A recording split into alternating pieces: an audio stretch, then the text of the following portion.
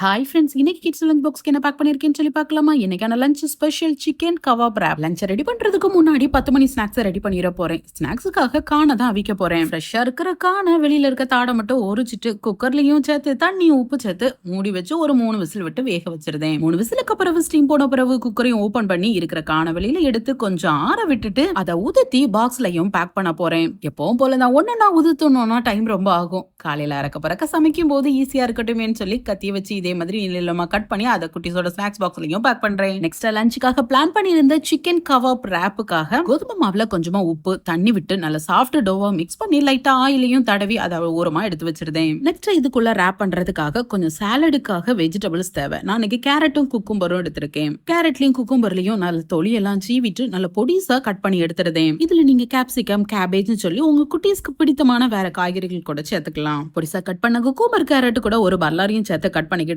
இப்ப கட் பண்ண அந்த காய்கறிகள் கூட கொஞ்சமா சீஸ் ஸ்ப்ரெட்டரையும் சேர்த்து நல்லா மிக்ஸ் பண்ணி எடுத்து வச்சிருந்தேன். நெக்ஸ்ட் கவாப் ரெடி பண்ணிடலாம். மிக்ஸி ஜார்ல ஸ்ப்ரிங் ஆனியன், மல்லி இலை, காரத்துக்கு ஏத்த மாதிரி பச்சை மிளகாய், இஞ்சி பூண்டு பேஸ்ட், சில்லி பிளெக்ஸ், ஆரிகேனோ, உப்பு ஒரு மிக்ஸ் பண்ணி எடுத்துட்டு பிரஸ்ட் பீஸ் சிக்கனை நல்ல மஞ்சள் போட்டு கழுகி வச்சிருக்கேன். குட்டி குட்டியா கட் பண்ண அந்த பீசஸையும் உள்ள சேர்த்து நல்லா பிளண்ட் பண்ணி ஸ்மூத் பேஸ்ட் ஆக்கி எடுத்துருந்தேன். இப்ப இது எல்லாம் ஒண்ணு சேர அளவுக்கு நல்ல ஒரு மிக்ஸ் கொடுத்துட்டு கவாப் ஷேப்ல நல்லா உருட்டி எடுத்துருந்தேன். இப்ப கவாப்பா ரெடி பண்ண போறேன்னா ஸ்டிக்ல பேஸ்ட் பண்றேன். இல்ல இது இப்ப ரேப்பா தான் ரெடி பண்ண போறேங்கிறதுனால வெறும் ஷேப்பை மட்டும் கொண்டு வந்துட்டு பேன்ல கொஞ்சமா ஆயில் விட்டு இதை 2 சைடும் நல்லா குக் பண்ணி எடுத்துறதேன். இதுல போன்லெஸ் கிறிஸ்பி சிக்கன் சேர்த்துறதுனால சீக்கிரமாவும் குக் ஆயிரும். கொஞ்சம் மிதமான தீனியும் வச்சு பொறுமையா குக் பண்ணி எடுத்தோம்னா நல்லா சாஃப்டாவும் இருக்கும். இப்ப 2 சைடும் நல்லா குக் ஆயிட்டு கவாபும் ரெடி.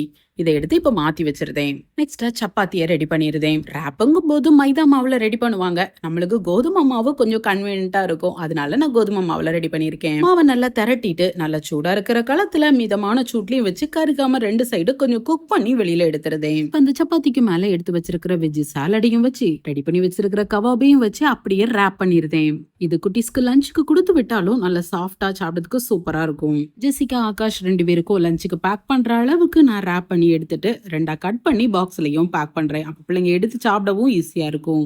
இந்த சிக்கன் கவாப் ரேப்பை மஸ்ட் ட்ரை பண்ணி பாருங்க. ரொம்ப சிம்பிளா இருக்கும், ஆனா டேஸ்ட் சூப்பரா இருக்கும். இது கூட கொஞ்சம் கெச்சப்போட இன்னைக்கான லஞ்சையும் பேக் பண்றேன். எங்களுக்கு லஞ்சுக்காக கொஞ்சம் பயிறு கஞ்சி வச்சேன். குட்டீஸ்க்கு காலையில குடிப்பாங்கன்னு பார்த்தேன். இன்னைக்கு வேண்டான்னு சொல்லிட்டாங்க. அதனால அவங்களுக்கு கார்ன்ஃபிளெக்ஸ் எடுத்து வச்சிருக்கேன். பாலையும் காய்ச்சி ஆற வச்சிருக்கேன். பாட்டில மட்டும் ஃபில் பண்ணி வைக்கேன். டைம் இருந்துச்சுன்னா காலையில சாப்பிட்டுருவாங்க, இல்லனா பஸ்ல எடுத்துட்டு போய் சாப்பிட்டுருவாங்க. ஓகே ஃப்ரெண்ட்ஸ், லஞ்ச் ரொம்ப பிடிச்சிருந்துச்சுன்னா ஒரு லைக் கொடுத்துக்கோங்க. நாளைக்கு என்ன மெனு சொல்லி நாளைக்கு பார்க்கலாம்.